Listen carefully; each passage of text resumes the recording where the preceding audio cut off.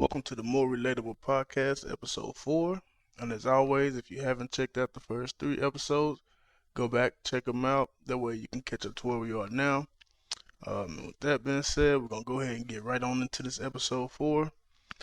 Like as I mentioned from the last episode, now that my relationship with my kid's mother was officially over, and there was nothing to hide, I remember it was one decision that I had made, and that was that I wasn't going to allow my past relationship experiences to spill over into my new relationship. Like I wasn't going to come into this relationship with Jessica with the same guards up that I had up with Anna. In fact, I was coming with no guards up at all. I believe everybody gets a fair chance. It wouldn't be right for me to come in basing my experience with my past relationship, saying, "Oh, this is how this finna go," so automatically putting guards up. Uh, that wasn't the vibe. So I definitely went in guards down. Honestly, I can say I was excited to see where this was finna go. So starting this relationship with Jessica, like I mentioned before, it started with her coming over every Sunday or every other Sunday, um, cooking with my mom, hanging out with my sister, and then slowly but surely that turned into her coming over and coming upstairs, hanging out with me, watching football Sunday, just hanging out, talking and laughing. Um, and from that point, from her coming upstairs, um, we saw we didn't get too much feedback from my mom because that's whose house we were at. From there, we kind of went on our little first date, or I wouldn't even really call it a date. We just went and grabbed something to eat, which was Sonic. Um, and then we went to a park where we just, walked around, we talked. And one part of the conversation I remember that stuck out to me was the conversations about our parents, um, and their outlook on as far as us dating or whatnot. Um, and one thing that we came up to agreement on was at the end of the day, we love and respect our parents, but no matter their outlook, we really gonna get this one a trial. And that was something we agreed on. Um, like, yeah, they might have to say this and say that, understandable, but we still just not gonna let that hinder what we got going on. And honestly, at that point, our parents' point of view or their outlook, I guess, it wasn't too much outspoken. I know my mama say little things here and there, nothing disrespectful, of course, but little subliminals. And then I know her dad as well, um, which she ended up telling me, he really liked the church guy, the sound guy she was dating, and he was kind of upset that they didn't work out, I guess. So I guess that's who he wanted for his daughter, but it didn't go that way, you know. Um, so I would say overall their outlook was kind of they were standoffish watching, but they didn't put too much input. They just kind of basically where we were, just seeing where it leads. And at this time, of course, Jessica had seen my daughter from church. And like I said, she came over, but they never just sat and talked. They never formally introduced, nothing like that. Even though my daughter was young, of course. Um, it took maybe 2 months until I introduced them properly, you know, um, with names and everything. And it was just I didn't want to rush into that fast, introduce my daughter to somebody and then it didn't last long, or I just wanted to kind of make sure, it was gonna be at least a little bit. That's why I waited 2 months. Um, and as for my kid's mother outlook, from what I could tell, um, her attitude, I guess, toward me and Jess was she never came at anything wrong. Um, she didn't like outlandish say nothing. Um, but she did kind of have her look sometimes. And then if I was with her alone, whether I was dropping off or picking up my daughter, she'll say little comments, but never nothing just too bad or out the way. Um, And one thing I knew, and she knew also about Jessica, was she loved kids. Because at this point, she had been working at the YMCA with children for a few years now, um, doing homework when it was after school program with the YMCA. So she was hanging with kids every day. Never had complaints from parents how she treated their kids. She actually loved kids. She had the patience. So it was all smooth sailing from my end when I actually introduced her and my daughter. Um, and with her job being literally 1 block away, walking distance, I can go to the end of the street, make a left, make a right. I was at her job from my mom's house. From her being that close, we kind of saw each other every day. Easily. I remember when she first got her first car. It was an old school uh, great BMW, which a BMW was her favorite car. She didn't care what year it was, what model it was. She loved the idea of BMW. And that was cool. So her first car ended up being the BMW. And when she got her car, we started driving out to lakes, um, just to chill and talk for hours, man. And time would go by so fast you wouldn't recognize it. It's just and that kind of stuff is genuine. It's organic to me. Where you could just sit with somebody, you could talk, don't even notice the time passing by, your phone not ringing, you're not all in your phone. It was just genuine, having each other's attention, um, talking and responding to each other. Really getting to know each other a little more, and that was dope. I really enjoyed that. And around this time, I also had got hired at a place called O&O Tool, where we made bombs for oil plants or oil companies. And that job was a very serious job. We literally made bombs. Um, but with us being young, and then this is my first environment. I know I'm not racist. No, it's not nothing bad. But this is my first workplace where I'm literally the only black guy. Uh, but everybody, we're all young. Some of these guys just graduating, just like me. Um, and man, it was, even though the job was very dangerous and a serious job, we definitely played it reckless as hell. Uh, and we came in with hangovers. Um, Even got so comfortable to where we was, throwing these bombs across. It was dumb. It sounds dumb now, but man, it was just living. Walk past somebody, think fast, throw a bomb, bang, you better catch it. Uh, and these were loaded, loaded bombs. But my point is, we had fun. One thing we did know, boy, if anything bad happened on explosives, we can be gone that day. And we definitely lived on the edge. I would say, just having fun, and even the supervisors had to join the fun. We were working 12 to 14-hour shifts. Get in, get out. Only thing we really had time to do was go to one of our friends, Greg's house, drink some beers, hang out, chill, and then eat Whataburger, maybe pass out for 2 hours, then we out going right back to work, clocking in. Some nights I didn't even drive home because that's what we was finna do. We would get off work, drink, play beer pong. That's where I learned beer pong. Actually, that's where I just tapped into my whole white friend side. That's where I tapped in, man. They introduced me to wild hog hunting, tubing, um, camping. Where on that, I even brought Jessica with me on that one, and they kind of got mad at me because me and Jessica just chilled all the time, the whole night while we was camping. They cooked it, everything. We didn't even indulge. But yeah, they taught me beer pong, man, and one thing they taught me, man, was just live. Um, just have fun, smile. Don't be so serious, and that was cool.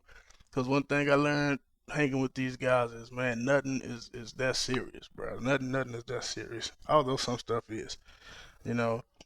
And then a lot of serious things happen in my life as well. But at some point, you gotta learn to smile. You gotta learn to, pick yourself up and get back to it again. Uh, so I'm working at the old tools for a couple months, and then July rolls around, um, which is Jessica's birthday. And now we finna get ready to celebrate her first birthday together, but she ended up making a decision to go out to South Padre. Um, and with her making that decision, I'm still having to work, um, and I had to, I couldn't make it. Initially, I couldn't make it, but I remember getting off of work and pulling up to the house. My brother was outside. He already had a little case of beer. Uh, my mom was out of town with my sister, um, and me and my brother was just sitting at the house, and by this time I got off of work, didn't even go in the house. We sat in the car, we drank a couple beers, we talked about Jessica's birthday, and that little conversation turned into us cranking the car, filling up, getting on the road, heading to South Padre, and she didn't even know it was a surprise. So we didn't even get a change of clothes. We just like, hey, we'll just buy some clothes when we get down there, such and such. So yeah, we literally just hopped on the road, going. You know, um, 8 hours. we drove 8 hours. Um, Fast forward that 8 hours, we end up getting down there. Um, I give her a call, and I'm like, hey, I'm in South Padre. Where you at? She thought I was lying. She hung up first, um, and I ended up calling back. And she was like, "Don't play with me, don't play with me like that, because I really want you to come out here." And say, "Well, meet me somewhere. I'm right here by, I think it was a Denny somewhere, right off the beach, or IHOP, one of the two."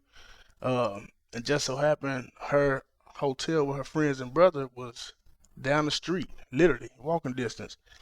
Um, so we meet up. We meet up at the Denny's. Uh, and man, we she was excited. She told me that I made her birthday. Um, and I just honestly wanted to get out. For one, I wanted to get out the house. I've never been to South Padre. And for two, yes, of course, I wanted to go and support her 21st birthday. And then she was just making it sound fun as hell on the phone, like they didn't having fun, and I'm at work and shit. Nah, we got to get a piece of that fun. So I made the immature decision to get up and just go. Knowing I had work the next day. So we ended up meeting up, um, and I think me and my brother had probably stopped and got 4 or 5 bottles of alcohol. They already had alcohol. We get tore up at the beach, laughing. We walking up and down the beach. We go back to the Denny's we met at. We finally sit down. We eat, hang out, laughing. You know, and then when the night's getting ready to end, she go and tell her brother, hey, I'm not not coming to the room with y'all. I'm gonna go with him. And yeah, she ended up coming to my room that day. Um, and man, we had a dope night. We ended up standing up playing Uno, talking, smoked a little bit. Um, Now, due to me being on probation, I was not able to smoke marijuana. So let me go ahead right now and admit, um, I did from time to time partake in the synthetic weed. Some might know it as the K2. And I just go back to my first time trying it. I was actually at community service with some other guys who was on community service that was already hip to this. And while I told them, I've been failing all my damn drug tests. Um, but they were like, "No, man, this stuff don't be on your drug test. None of this stuff." And they telling me it's just like regular weed. So I remember we was at community service one day on the side of the building. They light it up, and I just started hitting it. Bam, okay, cool. And they telling me, "Man, don't hit it more than 2 times." I'm like, man, I smoke every day. Y'all don't understand, And man, I hit that thing maybe 4 times, and I was sitting on the stairs. And after that fourth hit, I gave it back, uh, and I stood up, and I was down 7 feet tall. It seemed like the ground was so far down, and I was so damn tall. Um, I remember hurry up and trying to get in the building. It put me into like a panic anxiety type deal. Like everything turned um not realistic. I don't know. I can't really explain it, but I remember I walked back into the community service building, and I'm hitting wall to wall, side to side, trying to make it to the damn bathroom so I can sit in the stall and get my life together. So I finally made it to the bathroom, and I remember hurry up shutting the stall, and I told God, "Listen, God, if you take this feeling away from me, I will not do this again in my life ever." Well, with the K2 stuff, the high don't last too long. So you come back to your great bearings kind of quick. Uh, and I was like, okay, damn. I didn't sit here and pray to God, but you know, it didn't last too long. So maybe, right, if I could just get 2 hits like they said, I won't panic or trip out like that. So I went with that move and I did it. And then I end up, introducing it to my brother.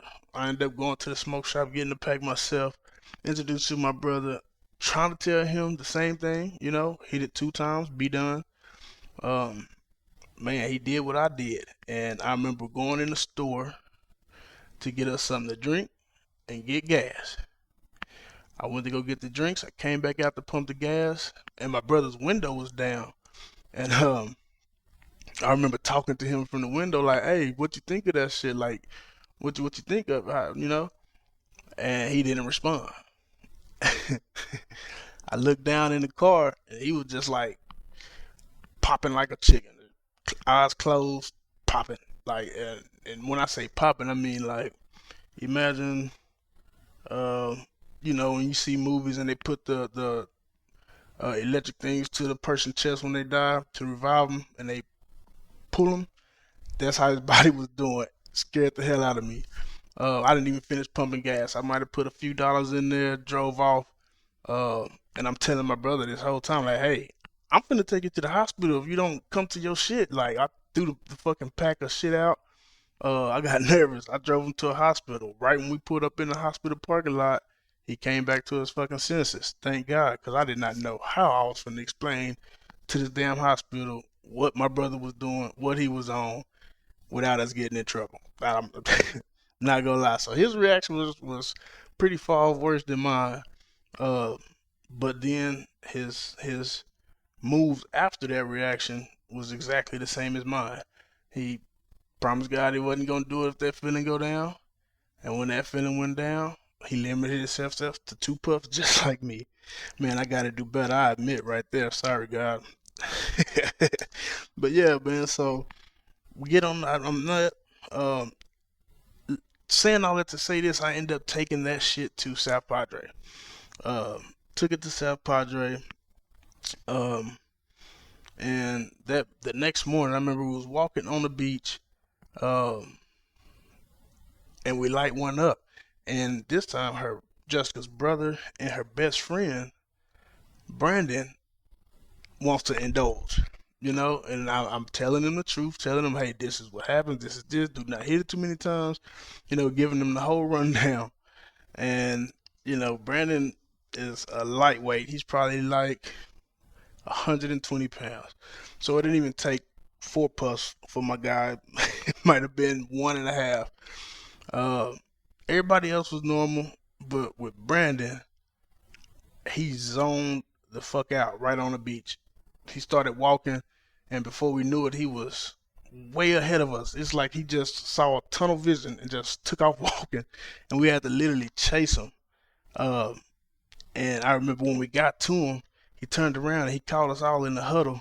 He was like, "Hey, listen, guys, I'm trying to get my shit together, but I can't get my shit together." And that was funny as hell, man. I remember dying laughing right there, you know. But after that, after everybody ended up getting that shit together, um, we after that point we stuck to drinking. After that, after everybody came down, we stuck to drinking. We partied a little bit more all the way into the night. And she was only staying for, I believe, 2 nights or a night and a half. Because we ended up leaving that night after we partied. We ended up heading back to Fort Worth, and something bad happened. Well, I'm not gonna say bad, but man, I would say me and my brother definitely literally made it back by the grace of God to Fort Worth on that 8-hour drive. Because coming to find out, one of the liquor stores we had went to had overcharged me a few hundred, plus the money I had spent while we were there. Um, Man, before I even realized that we was 3 hours into the drive, 5 hours to go, with maybe 80 or $90. Man, literally, I don't know, we couldn't even get a water bottle. Everything had to go towards gas. Um, and man, I remember like that last maybe hour and a half, 2 hours seemed like we was on E. We didn't have another dime to put in the gas tank. We were literally on E. So that's why I say, man, it was nothing but God, nothing but God. Excuse me. That we made it back on the wing and a prayer, cause to this day, I don't know how the hell that car lasted so long on E. But we made it back.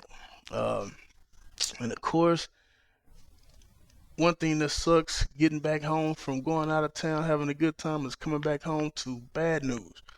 Um, and of course, my bad news was with me being calling in to work last minute with no real reason. Yep, you guessed it, I was fired from the job. I had to come up with a lie to my mom as to why I was fired. I talked to Jessica, I told her. Um, but honestly, I could say, man, my feelings as for me, I did not regret it, not one bit. Uh, man, I'd do it all over again right now, and even though I got let go, I still hung out with my friends. Um, man, we were still going hunting, still going fishing, still playing beer pong. I was making the drive out to Golly, Texas, just to hang with these guys, man, and man, they were just genuine guys, and even after the fact, they'll call just to check. And at that time, man, it felt good to have somebody just, hey, how you doing? And that's what they did, inviting me to stuff. And man, I definitely enjoyed those friendships for sure. Um, so I remember that was around going by the end of or going into 2012. I guess I kind of exhausted my time at mom's crib because she was about damn ready for me to go. You know, um, it was hard to get another job, being on probation, man, and they ask you about these cases, and my case being burglary of a habitation, debit credit card abuse. Um, man, they definitely wasn't trying to really hire me nowhere, So my mom was in talks with my dad. Hey, so we're gonna get ready and move him to Houston. I wasn't too mad at that. Um, my brother had already moved up there. Um, and then before I ended up moving, my cousin had put me in position with a job already out there, where I'll be a manager for a storage slash U-Haul company. So I wasn't really tripping on that, you know. Um, and it wasn't too far into 2012. I remember my dad was driving 18 with us at the time. Um, he was on his way back to Houston, from dropping off a trailer, but he had to still come through Fort Worth. Met up with him, boom, put my stuff in the back of his truck, and headed to Houston. Got on the truck with him. We drove to Houston. I moved to Houston. Um, we made it down there. I ended up moving with my grandmother. Um, ended up moving with my grandmother. Like I said, my brother was already down there. My cousin stayed at my grandmother's house. Um, and that was it. We was all working. Um, pitching in money for granny bills. You know, and that was a cool experience. It was my first time being away or being out of Fort Worth, packing my bags, actually moving out of Fort Worth. That was my first time. Um, and it took some adjusting because you know what I'm saying. Like, man, I'm used to being in Fort Worth. Everything I know is in Fort Worth. I know how to drive in Fort Worth. Know where the police gonna be parked. Know where to drive fast and slow down. Everything is comfortable when you're comfortable. You know. So uh, overall, man, me moving to Houston, it was fun. And like I said, I had a job.